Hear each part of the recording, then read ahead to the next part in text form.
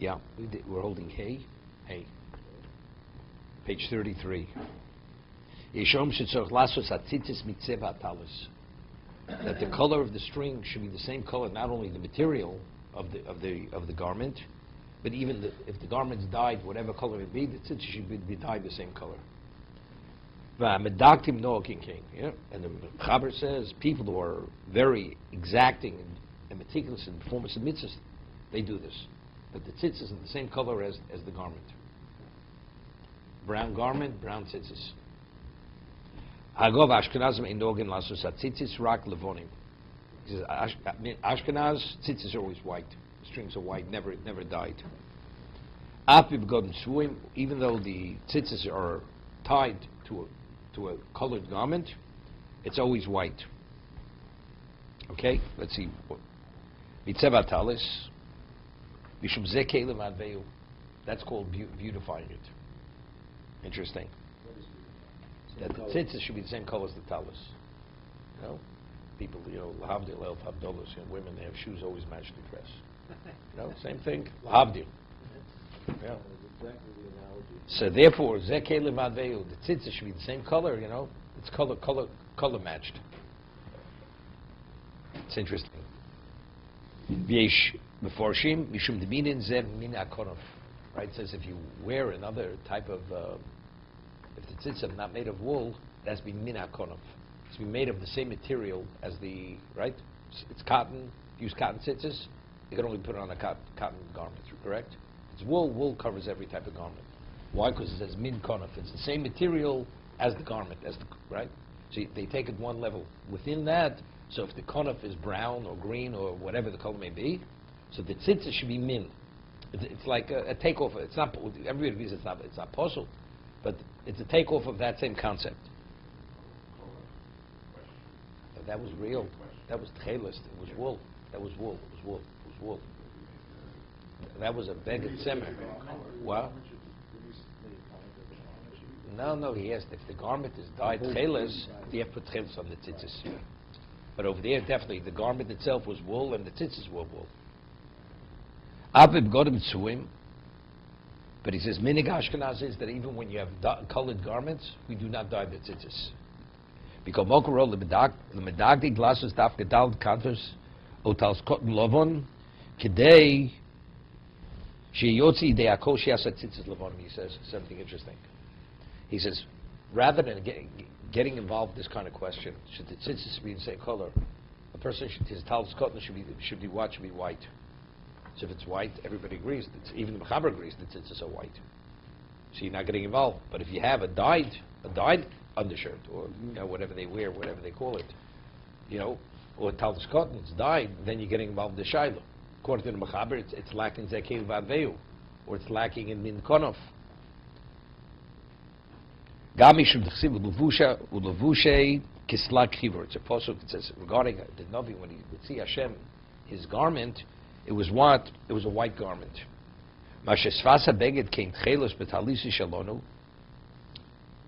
Bosika beged aslina. He's speaking about we have the black stripes. So if you have black stripes, maybe the tzitzis, we are getting involved. So even though the garment itself may be white or this light yellow wool, but factually you have black stripes. He says you identify the garment based on what is the primary garment, right? You have the majority of the garments not black stripes. So since you would say it's a white garment with black stripes, so therefore the tzitzis are white, so you're fulfilling this aspect of it. I don't think Sparta wear what. So could be they do. Because again, we all have talis cotton is white, relatively speaking. The talis cotton is also white.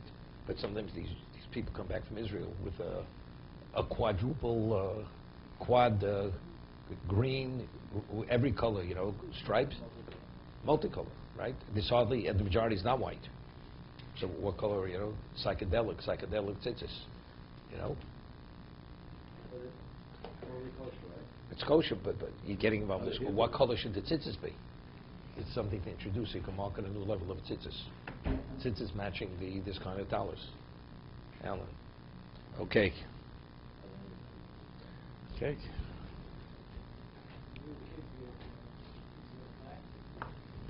That's when they didn't wash them often enough. What, they were dyed black?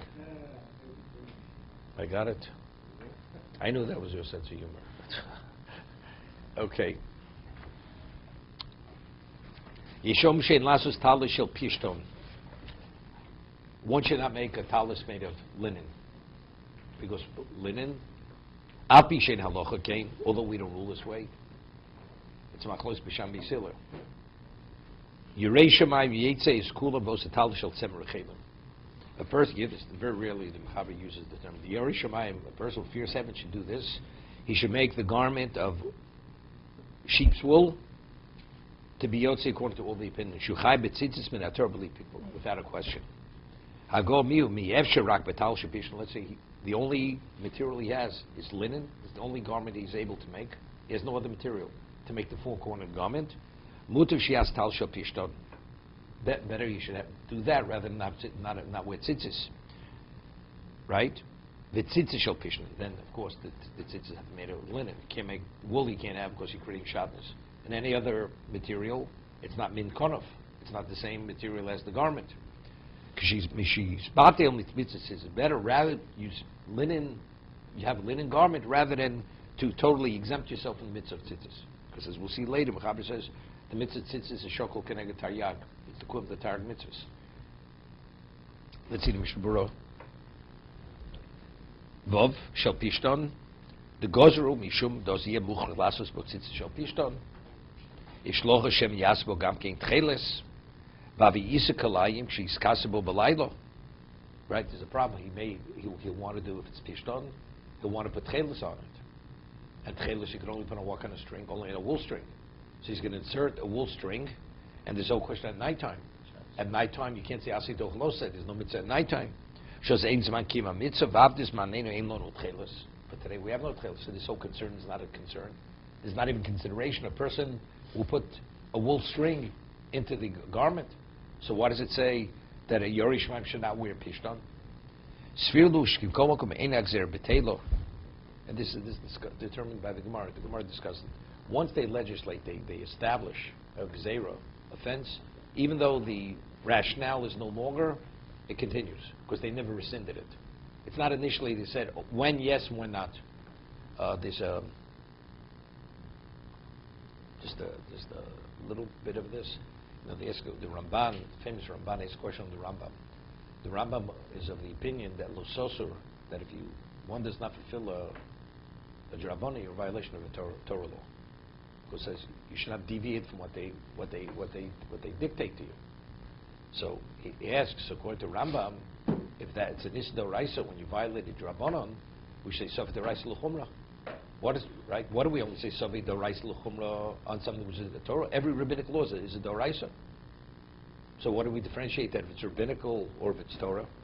Famous question, David. It's familiar the question. Safik D'Oraisa L'Chumra. The Rambam says that if you violate a rabbinic law, you're a violation of the Torah law. So Ramban asks, no, that's the Rambam.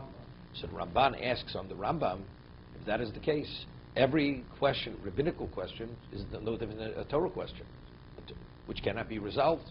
So just as a Safik D'Oraisa, we deal with it stringently. Every Rabbanon, rabbinic law, we should deal with it identically, just as L'Chumra. That's the famous question Ramban asks. So Ramban himself answers the question immediately. He says that when they legislated the rabbinic law, promulgated it, it was only if the situation is definite. That's when you're bound to the rabbinic law.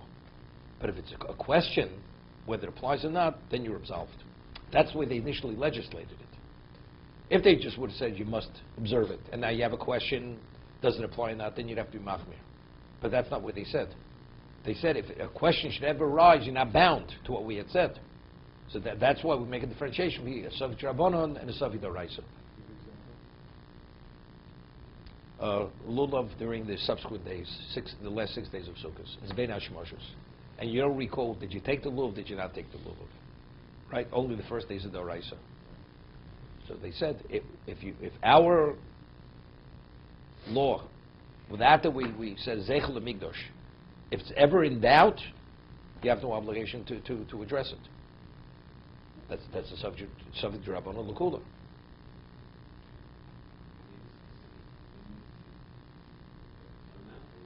No, but No, that's the way they legislated it. But let's say they didn't say that. The question is this. There's the whole story, Rav Moshe came up with this new concept. In the United States, it's called, the Gemara only talks about Cholav Yisrael, Cholav Akum. Cholav Stam in America. Why?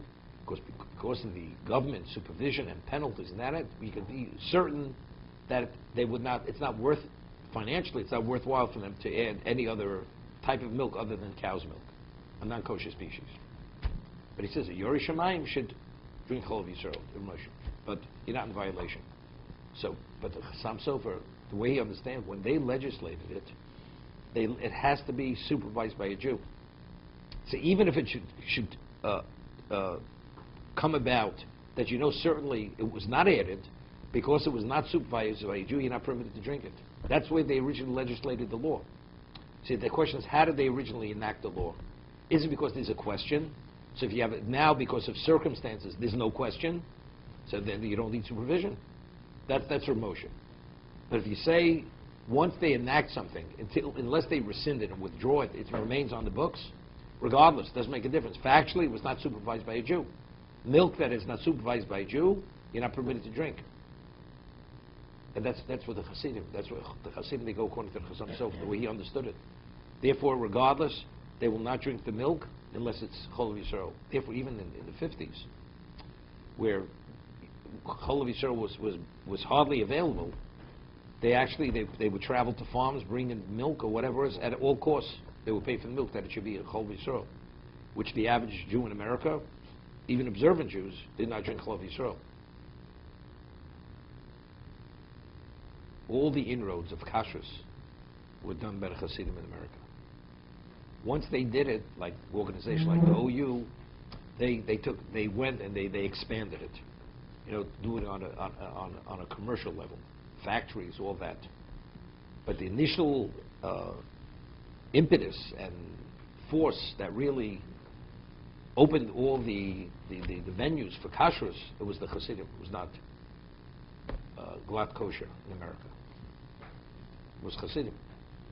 Because they had, in Europe, there were different standards. They had different standards. See, in what's his name? The, Ashkenazim don't eat kidneys. So, what exactly is the basis for kidneys? Because kidney is legumes that if you pulverize and you grind it, you can make bread out of it. So they asked, so what about potatoes? You can make potato bread. So what they said was that in Lithuania and Russia, Jews had nothing. They would have starved to death. Said if they would have accepted the minhag, they would have nothing to eat. They only had potatoes. You understand? In Lithuania and in Russia, Jews had nothing. You understand? They wouldn't be able to eat anything. So even though it wasn't glatt kosher, it wasn't this, it wasn't that. That's the reason why I think the standards in Hungary, Czech, things were much, they lived at a different material standard. There was abundance there. So it was easier to be machmir, to institute all these stringencies. Therefore, the standard was a much more advanced standard for that reason. When you said the Hasidim introduced all of that, it's after the war. After the war, they came. After the war, definitely. In the early 50s. Although you also mentioned something a few minutes ago, you said there was no mitzvah saved during the night. What about during Torah? No. Tzitzis. Tzitzis, specifically tzitzis. Because it says you should see it. Right? And I think you can't see. Okay?